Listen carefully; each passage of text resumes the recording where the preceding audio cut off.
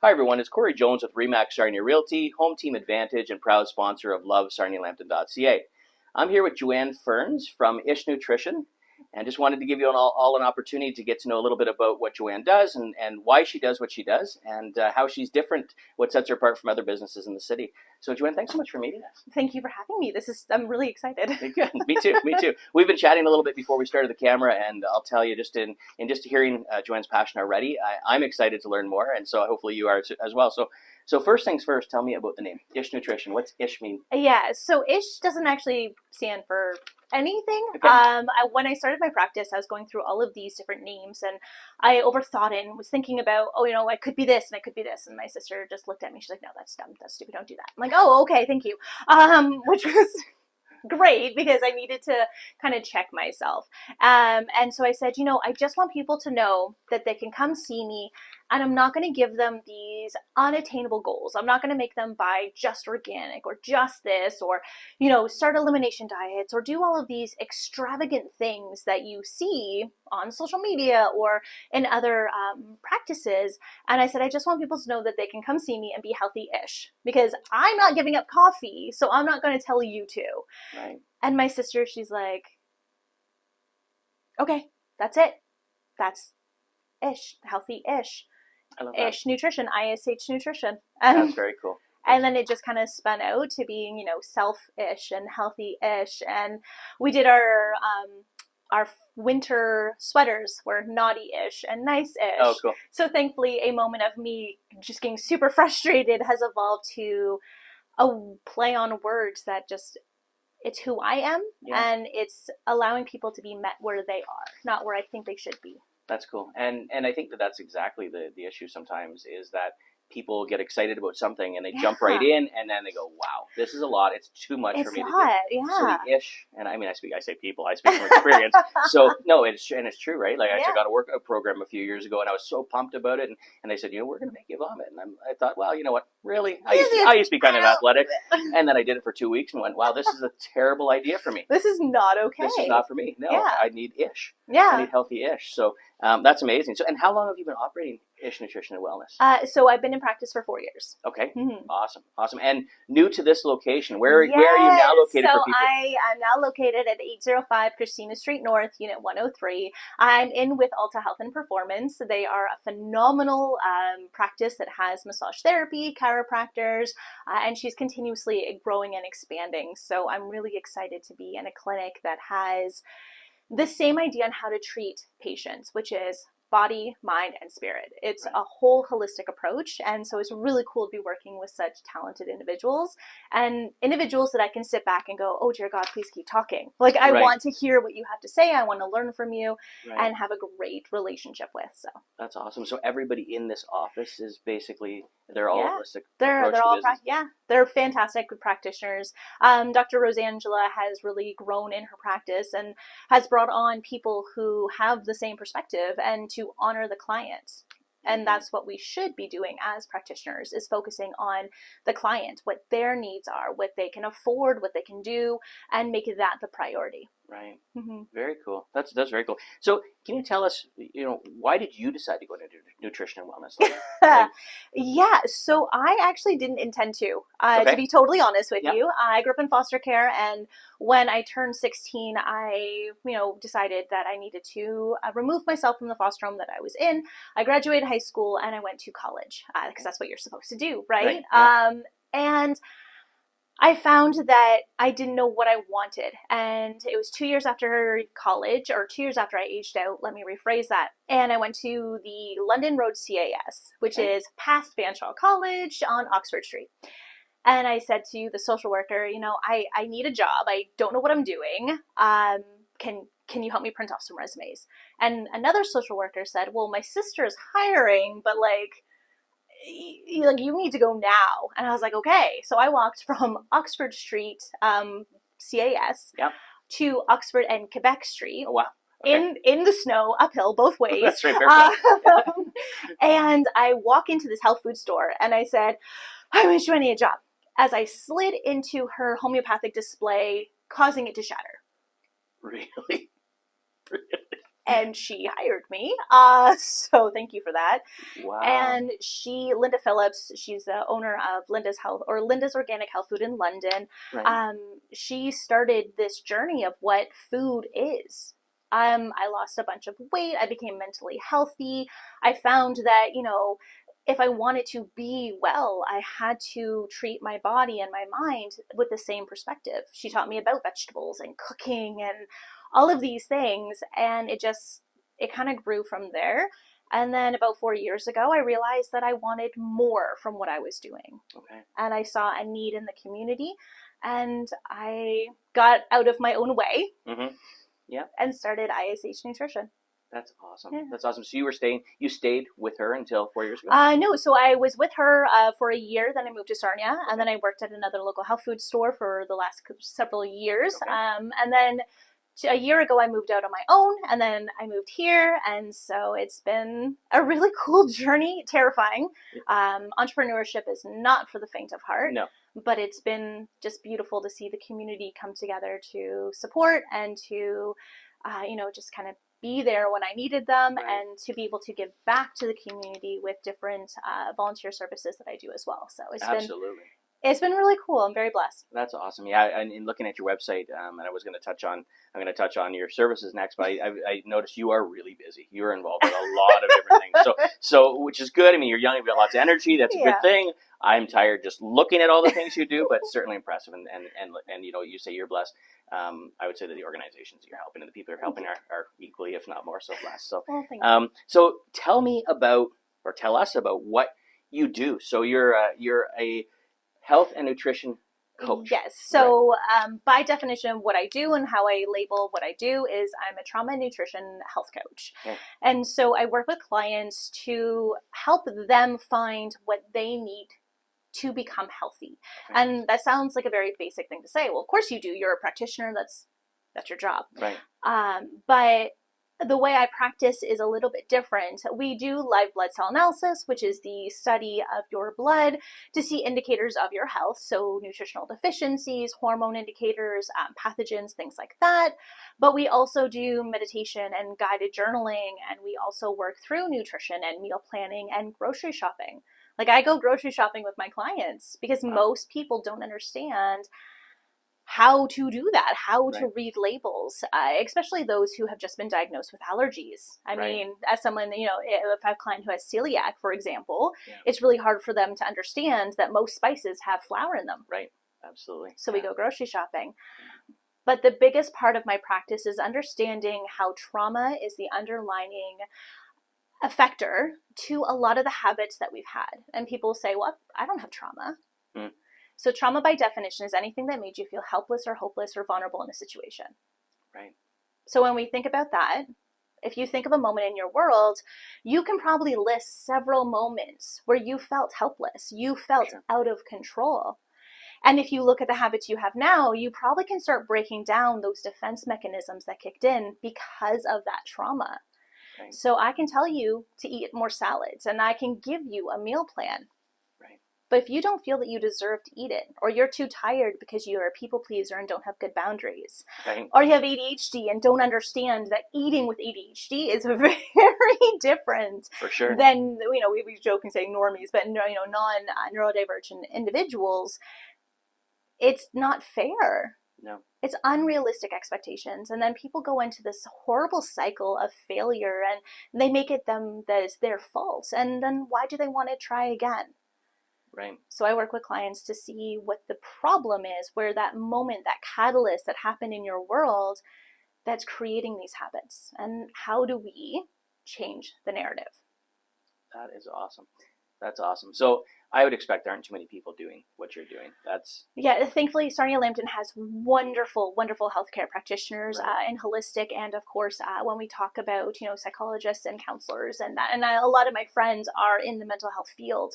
We have beautiful practitioners in our area, and I'm very, very thankful to be able to work with a lot of them and do referrals for clients who need extended health or extended help that it's out of my scope of practice. Right. But no, I think that it sounds weird to say, I'm thankful that I have the lived experience to be able to run my practice from the perspective of understanding how trauma functions. Right. And I'm thankful that that's not something that a lot of people are doing. Right. Yeah, absolutely. Absolutely. And to be honest, I would think a lot of people maybe wouldn't even realize that it's a necessity, that it's a thing, right? Yeah. Like it's to be honest with you, before I started looking at your Facebook page and checking your website and things like that, to me, I would, everybody knows, hey, there's a reason why I overeat, or there's a reason why I feel much better when I'm just eating junk food, or why I don't cook. People do it. Personally myself, in the last few months, I've not really been cooking. So, right. But I think a lot of people don't really think, why am I not? Why am I not doing this? Why don't I have the energy to go grocery shopping? Or, and so that's super cool. I love that. So let me ask, what is training to do what you're doing look like? What does somebody have to do? If somebody said, you know what, I want to come work with you, this is awesome. What do they do? Like, where would they start? It's interesting. So I've been very, very thankful to be able to have over the last 15 years a plethora. I love that word, by the way.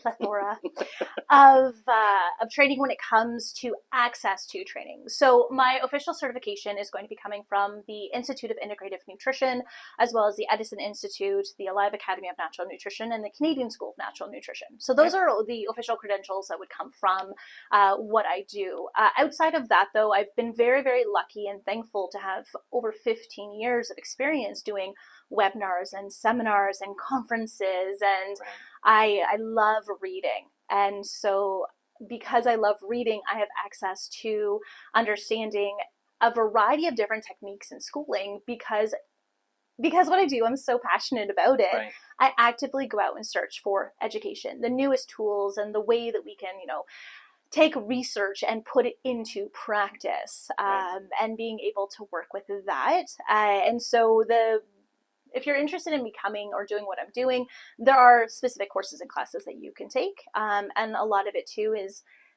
really just having a passion for it, and wanting that knowledge, wanting that resources, and aligning yourself with individuals who also support the same viewpoint. Right. A lot of my knowledge comes from doing courses and classes that have come from my volunteer experience. Right.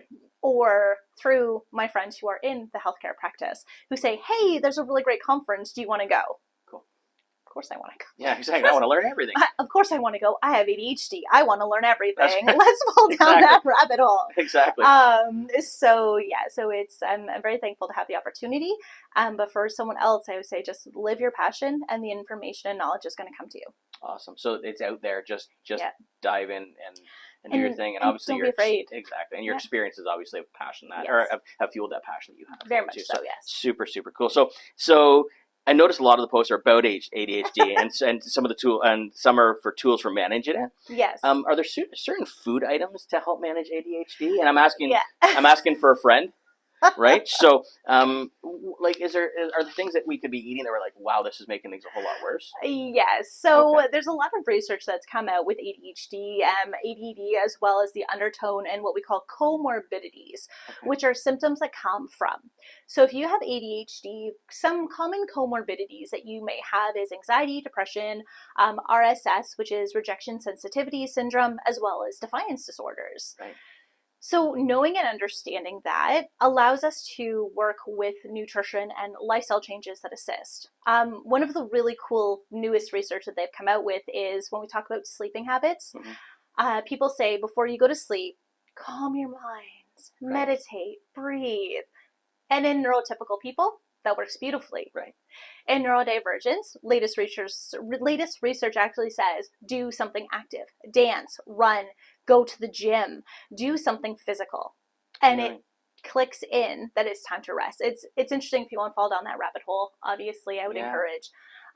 But when it comes to food, a lot of times we want to really incorporate nutrition that's going to help support the cognitive function. The biggest is magnesium.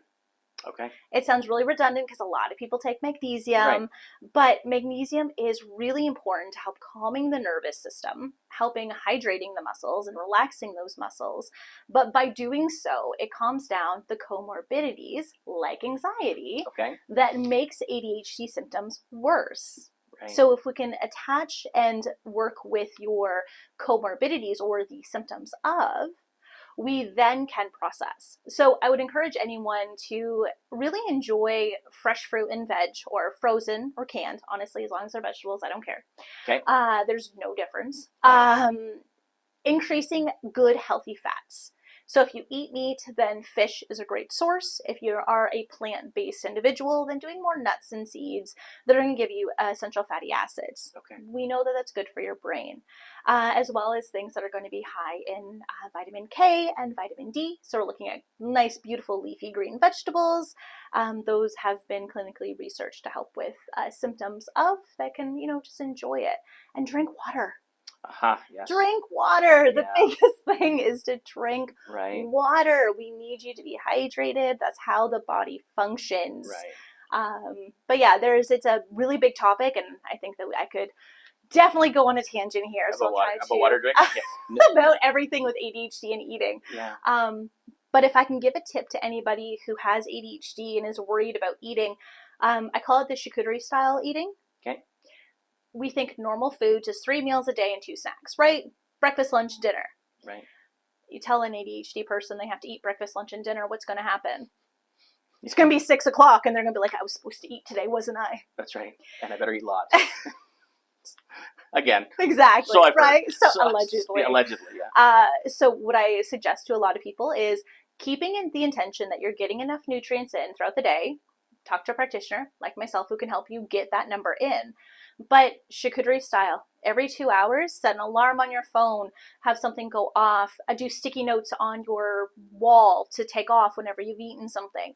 But don't think of meals as meals. Think of meals as like minis. So charcuterie style, what do you like to eat? Have a little bit of everything. Okay. Tactile, usually ADHD, you like to eat with your hands.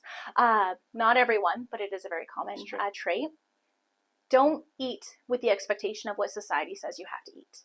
Okay. Eat to make sure that you're getting enough in, that you're happy about what you're eating, and that you're going to create that habit of doing it. Right. Okay.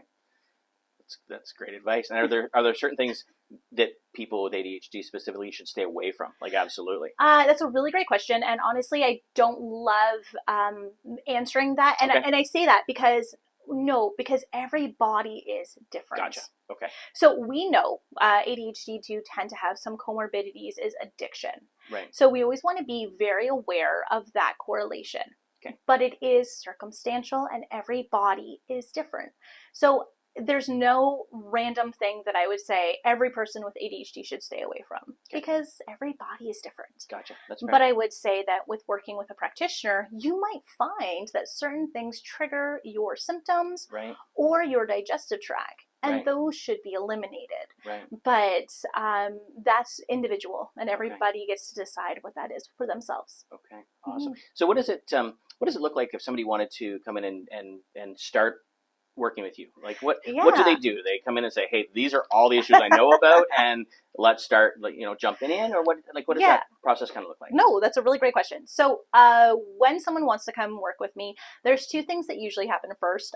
One is I usually have conversations with them through Instagram, social media, email, or through in-person or phone call. Okay. These are called discovery calls, and they're very important because the way I practice may not fit the way that you want to be serviced. Right.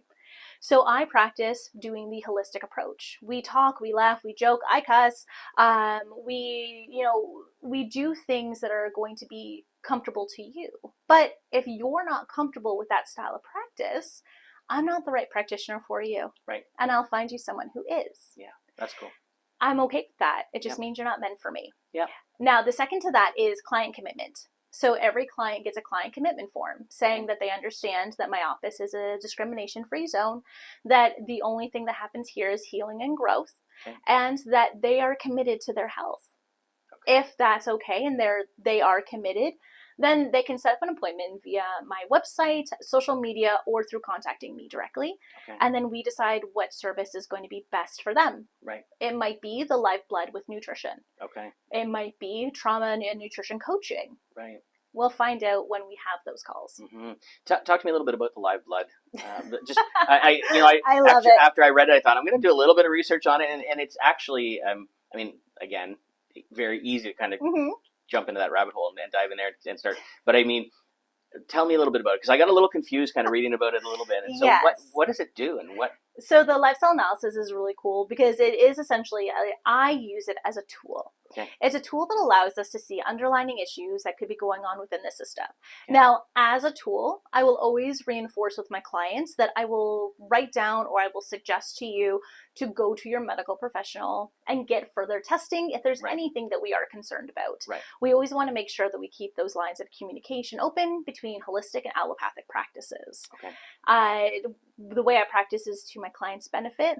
There's no ego. As long as we know what the answer is, we're happy. Right. So the live blood is really neat. So we get to see indicators of those, say, deficiencies, or we might see indicators of what we call an imbalanced terrain. So you might be a little bit more acidic, allowing other things to grow that shouldn't be growing.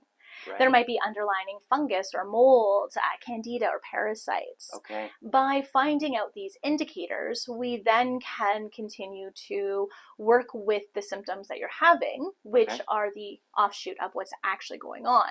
And we do so by taking a sample of your blood. I put it under my microscope and I project it onto the TV monitor, and then you and I look at it together. Okay, so it's done right here. It's done right here. So you get the results right away. You and I get to analyze the blood together. I answer all the questions that you have. And again, if we need to make sure those lines of communication are open between myself and your allopathic doctor or medical doctor, absolutely we'll make that a priority. Very cool. And is there a set pricing to have that service done? Or what is the approximate cost? Yes. So the Lifestyle and Nutrition is a visit that's going to be 75 minutes long. So we like to talk. And it's $160 plus tax. Subsequent visits are 45 minutes long, and they are $110 plus tax. Okay, and that includes the health and wellness coaching?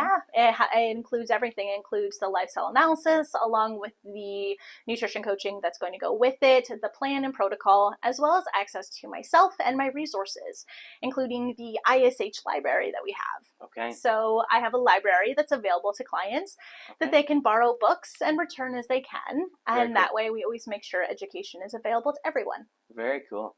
That's I mean, it sounds kind of almost like a steal, like to get all those things to just help you with your own health and wellness. It just sounds kind of like a no-brainer, I think. And it's probably something a lot of people don't even realize that they may need, but it sounds like it could probably be a good thing for everybody. I mean, I'm biased, but yes, I think everyone can have the opportunity to see what's going on, and even just to get a baseline of what's going on, and also to have someone to talk to.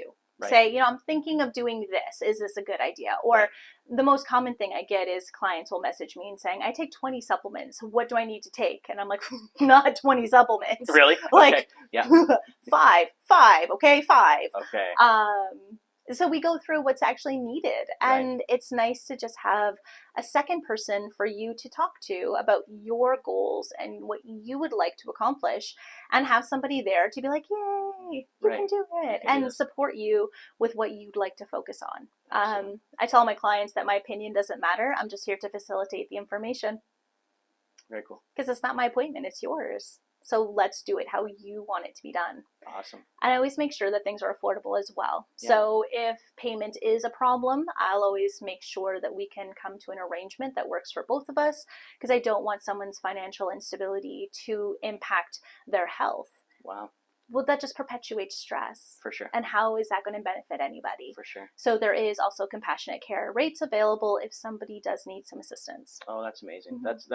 That's awesome, because I think that's actually in healthcare and mental health specifically, I find it's so limiting sometimes because it's expensive. And I actually met with Dr. Virginia South recently, and she's amazing. Yeah, honestly. She's so cool. Yeah, she's and again, passionate about what she does. She's so great. Yeah, she is.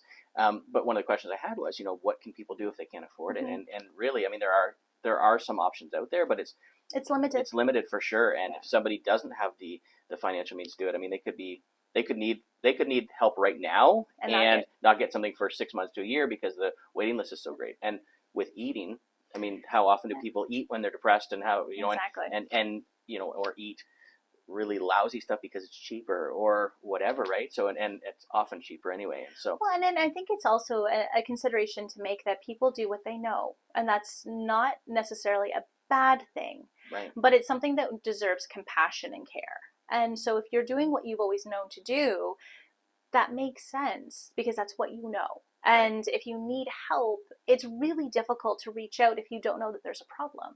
And if you do see that there's a problem and you get excited and you think, oh, good, I'm finally getting some answers, accept that price tag. Right.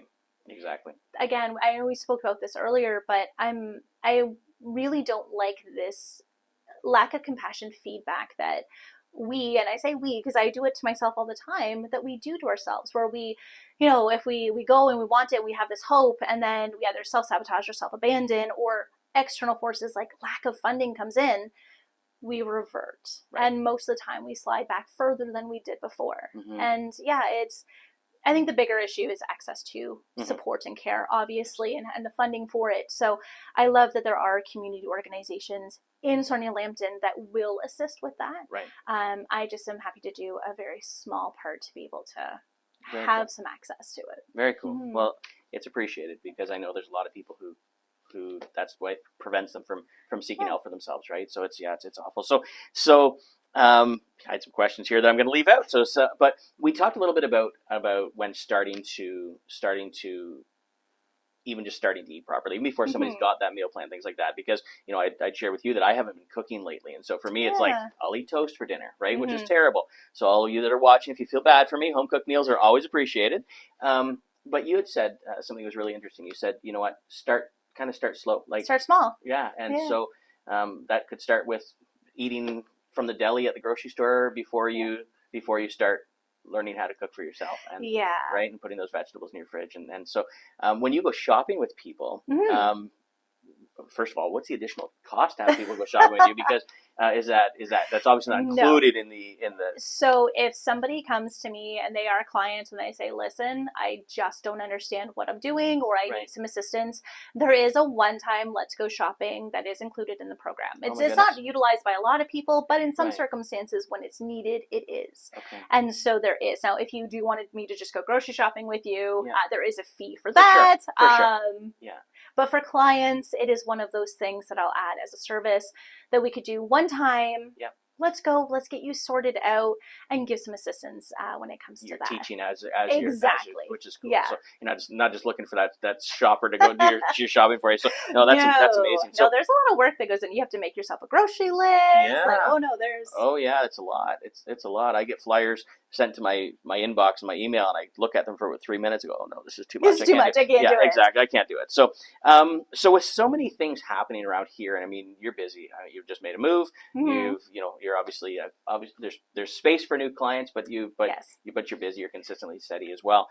It would seem like you don't have time to do anything else, but you've I don't know how recently, but you've got a foundation or bursary program, and it's called 15 Houses. Yes. Can you tell us what it is? I would love to. So the 15 Houses Foundation is a bursary foundation that's meant for youth in foster care between the ages of 16 and 30 who can apply to get funding for anything to do with their education. I went through 15 foster homes from the time I went in when I was 8 and when I left for university or for college, let me rephrase that. And so for me, the biggest problem I had with schooling was affording it. Right. I mean, the government was my parent. They didn't really help out with that. I would have liked a little bit more money from that to help me get through school, but that's neither here nor there. Right. But I applied to as many bursaries as I could and scholarships, and I worked 3 jobs during high school to save money, and I still needed help. Like, I still wasn't even close to being able to. So I did OSAP, which a lot of people do, but that also creates a financial constraint. Now, for youth in foster care, and I can only speak to my own experience, you do get a stipend when you age out of the system up into a certain age. But it's not a lot, and it doesn't make up for any other assistance that someone else may have received, given their circumstances being different. And so when I started ISH Nutrition several years ago, one of the things that I wanted to do was to create a system that I can help other youth in foster care. And since our inception, we've given out 6 different bursaries. We are full at the very moment. We just signed on with another bursary service is going to last us up until the end of the year. We have 3 youth that we're doing quarterly installments for to help them with their tuition. Very cool. So when you come see me, or if you buy my merchandise, 100% of the merchandise goes to the foundation, and a part of each appointment goes to the foundation. Wow. Mm-hmm. That's amazing. Yeah, that's amazing.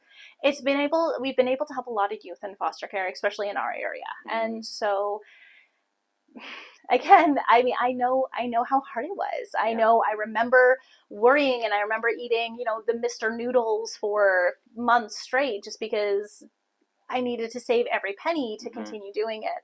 And I think that if a youth in foster care wants to make their life better than what was given to them, finances should not be something that stands in the way. No, absolutely not. That's awesome. And you'd mentioned that the term age out, and we talked about it a little bit before as well, because we have experience with some fostering as well. How old are kids when they age out of the system? Yeah, so the age change it has changed. So I'm going to loosely say this. Correct me if I'm wrong. It used to be, when I was younger, it was 21. I believe it got moved to 25. Okay. I'm not 100% certain on that one, but I know that it was raised a little bit, which has definitely been very supportive for youth in foster care to get some extra assistance. For sure.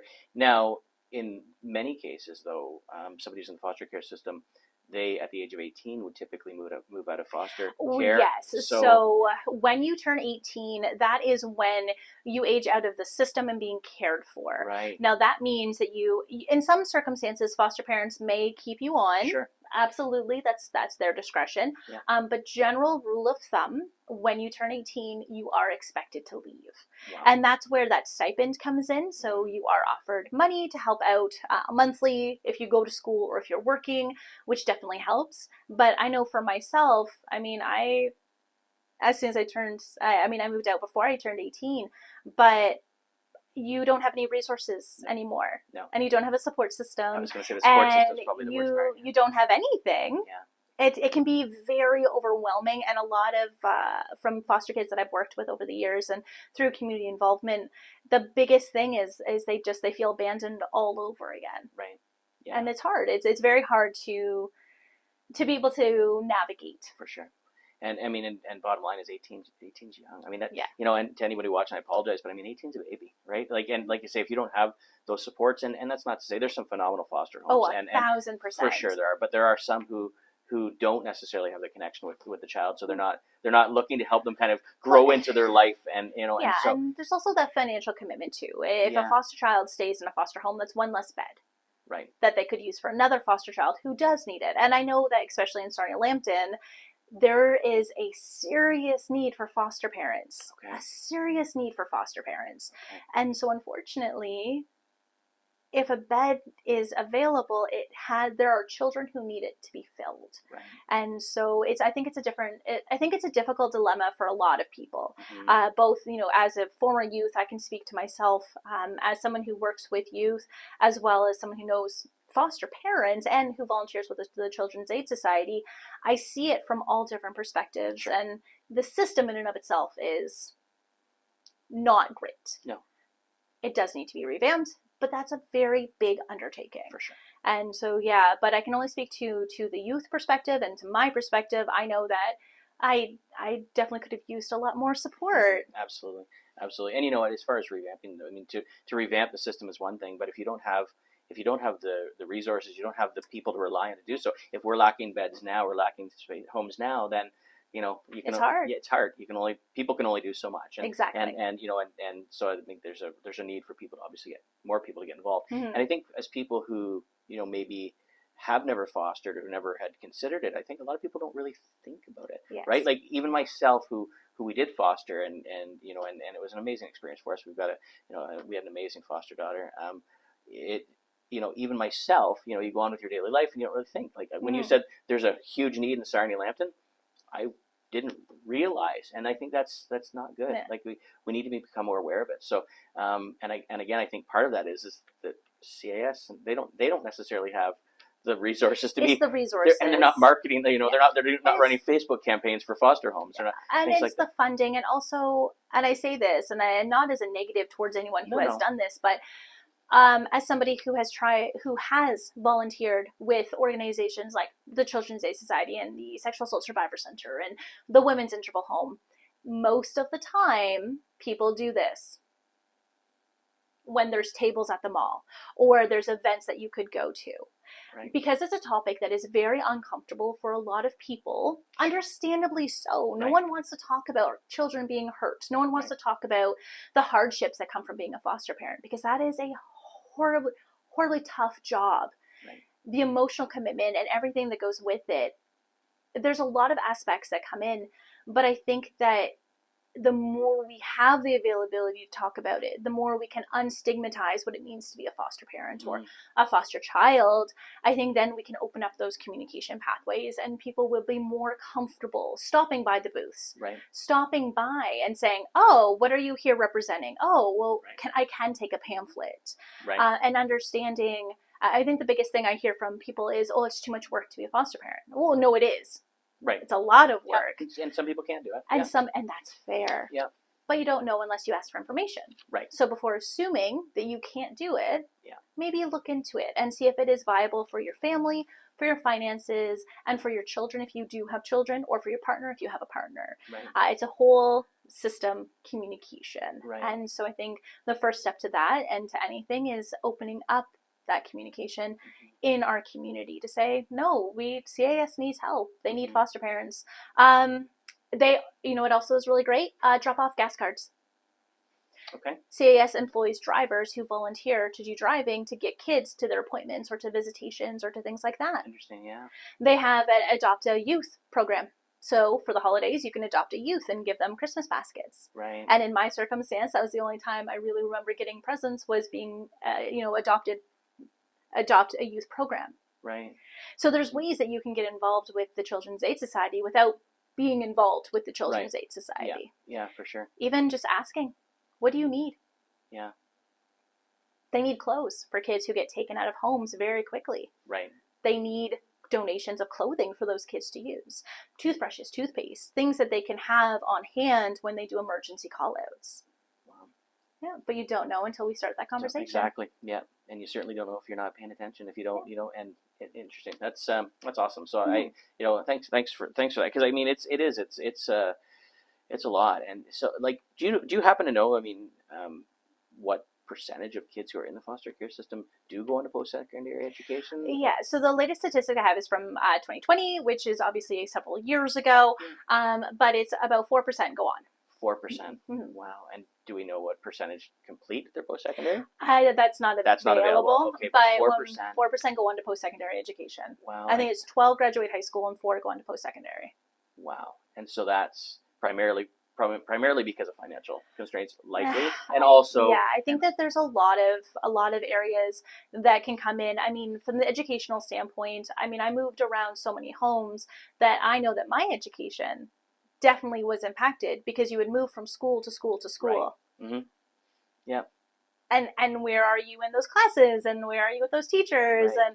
And we have the emotional aspect and the mental aspect that you may not be physically capable. I mean, you just moved from a new home and now you're expected to take a test on human geography. How is that fair? Right. Yeah, no, it's true. And so I think the educational aspect is very difficult for a lot of youth to be able to navigate on their own, especially through the system. I think there's a lot of aspects that come into not being able to process through past post-secondary. And I think that finances definitely are one of them, but I think we also need to bring some consideration into the ways that we can support youth through the system in school, whether that's through tutoring, education, or honestly that mental health aspect, which is big. Yeah. And undiagnosed learning disorders is also very high in foster kids. Okay, that makes sense, especially if they're moving around a lot, because maybe it's hard to diagnose. Hard to diagnose, absolutely. Now, are there resources available? So, I mean, obviously, 15 Houses is providing some financial opportunities, amazing financial opportunities for people. Are there resources for some of these kids to even get the peer or the mentor support? How to even proceed with looking at? Is that something that? And I will say, the social workers are absolutely amazing. I give so much credit for individuals who are in social working programs and who do work within the system. It's not an easy job, and they are just beautiful humans doing the best they can in a very unbalanced system. Right. but they are really great for those resources. So if you are a youth in foster care that aren't sure, you can reach out. There's also other programs within our community. I mean, Rebound. Yeah. I love them. I think they're absolutely amazing. I think they do wonderful work. And I know that they are a really great source of resource for youth in general. But if you're a youth in foster care, I know that you can definitely reach out to them. I can't say enough good things about Rebound. No, I think awesome. they're wonderful. They are absolutely awesome. Yeah, for sure. How could somebody best contribute to 15 Houses? Like what do you need? Do you need financial resources? Do you need people to volunteer? Are there volunteer opportunities? No, that's a great question. So when we do events, obviously volunteering is really important because it allows us to have extra assistance. When it comes to the events that we do hold, if businesses want to contribute baskets or raffle things, always a great idea. Right now, I think the biggest component to 15 Houses is to just make yourself aware of what it stands for. Make yourself aware of the issues that foster kids face, not just financially, but the issues that can come up and how maybe in one small way you can contribute to easing some of those. And so raising awareness of what it means, sharing social media posts is always a big thing. That's how we do it. And currently we are on our last leg of getting a certified charity status, which means we can start accepting outside donations.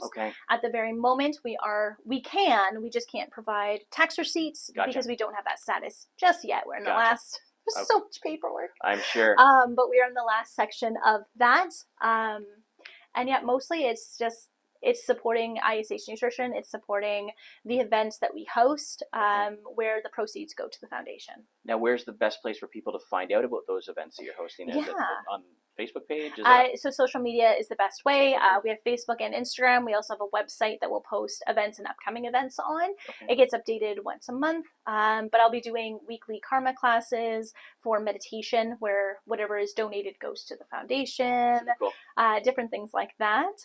So they can keep aware of those events on our social media. That's amazing. That's amazing. So you're not only doing this to help people with their own personal nutrition and their wellness. I mean, you're helping all these kids as well. So that's what's driving. That's what's fueling what you're doing. That's what's fueling it. You had made a comment earlier about how you're tired just looking at my schedule and how busy it is. And I say that I never do anything I don't want to do. So if it doesn't set my soul on fire, I'm not going to do it. And I think that's what allows me to do what I do, is that everything I do, all the volunteer work, the organizations I work with, or 15 Houses, it's because it sets my heart on fire. Amazing. And that's why I do it, and that's where I go. And so being able to practice is just a really great benefit to be able to continue. I mean, I feel like I feel really selfish saying this, where I'm like, being able to practice gives me, having my own business allows me the freedom to serve all my passions, which is working within the community and working with organizations that help individuals who need help. And it feels weird because I'm like, I work and have my own business so that I can. Yeah, you know what though? Like I think the reality is most people have their own business, do it for a reason, whether it's they want more time with their families or more time to travel, more time. I mean, your purpose is incredible, and it's a need that, like I say, a lot of people probably aren't even aware that there is, right? And so and not from lack of caring. I think that's lack of education. I think it's lack of awareness, and so I would say that's the least selfish thing you could have said, to be honest with you. But and one of the things, and I like that you say that, because I think it's a privilege to not know. Like it's a privilege not to know the struggles of being, in foster care, or it's a privilege not to know what it means to have trauma that impacts the way that you eat, the way that you exercise, the way that you have relations with other people, whether that's business or friendship or love interest. It's a beautiful privilege not to know. And that's never a negative, because it just means that you have the opportunity to exercise empathy and compassion. And I think that, especially right now, the world needs a lot more of that in our day-to-day. Absolutely. 100%. That's awesome. Yeah, no, I would definitely not ever say you're selfish. I would say that you're the exact opposite. And again, looking at everything you're doing and all the organizations you're with, and it's awesome. And it's clear that it's a passion, and like you say, it sets your soul on fire, which is awesome. So supporting locals obviously super important Huge, to you. We've heard about a couple different businesses that you're passionate about. What local businesses are there? Any that you kind of find yourself frequenting on the regular? Okay, so all right. Okay, talk to us. Give us a few. Okay, well, I'm very biased. I love Great Lakes Refill. I Okay. love Great Lakes Refill. Yeah. I love their standpoint. Laura took over last year, and she's made some beautiful changes within the store. Sustainability and environmentally friendly is very important to me. So I love the fact that we have a refillery that saves you money. People don't understand this. You can get a bag of spices for $1. Like, come on, friends. Like, exactly. Yeah. Like, we can do this. Like, a lady yesterday said her total was $12, and she's like, what? No.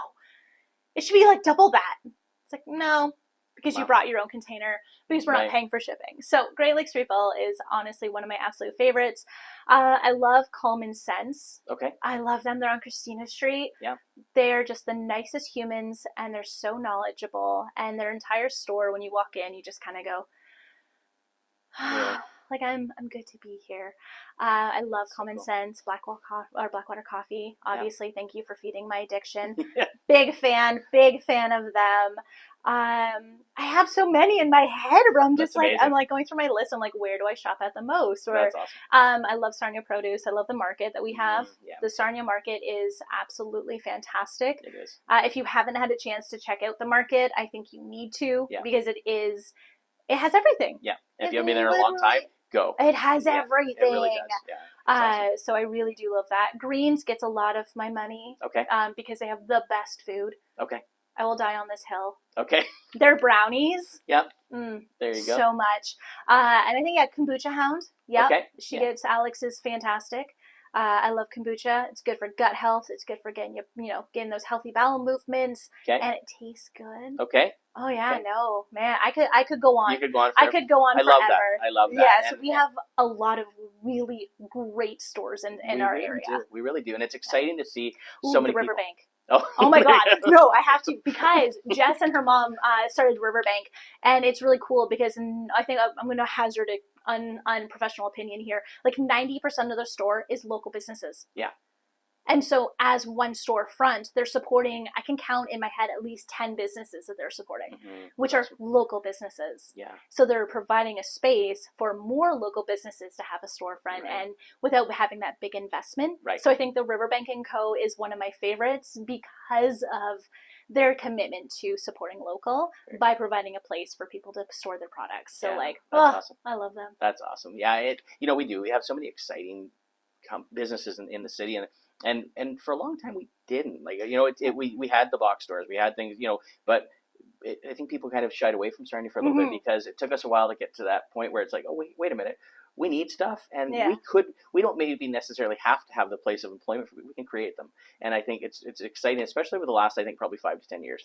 It's been really, really good. So, and great to see the downtown kind of being revitalized again, and people moving back in. It's awesome. So that's great. So listen, we probably have to wrap it up soon because I've talked your ear off, but hopefully this gave you folks who are watching this an opportunity to get to know a little bit about why this young lady's doing what she does, and explore more about what her services offer as well. Because I'm telling you, it's really super interesting. And to be honest with you, I may have found a new practitioner to help me along with my day-to-day life. So because I think it's just awesome. So besides lovesarnialampton.ca, which people are going to be able to see you on probably tomorrow. Okay. Yeah, probably tomorrow. Where else can they find you? Where's the best place to find you? So my office is at 805 Christina Street North. Yep. We have a wonderful reception. Taylor, wonderful human. She's out front. She can direct you or book a session if you'd like to book a session. You can find me on social media at ISH Nutrition, as well as my webpage. And keep in store too. I do a lot of vendor events, and again, we have so many amazing vendor shows within our area. And so if you do follow me on social media or you see all these events, I'm usually at them. I think it's great to get that public one-on-one talking to people. So if you do see me out and about as well, say hi. I mean, I enjoy talking to people. I enjoy meeting you. If you have questions, please feel free to reach out. You can do email, contact@ishnutrition.com, and myself or our team member will be able to get back to you. Awesome. So you can find her everywhere, and I think it's important you do so, not only to support her business, but also to support local youth as well. So, if you happen to have any real estate needs or just want to talk about the market, get in touch with us. It's Home Team Advantage, or you can call me at 519-331-5552.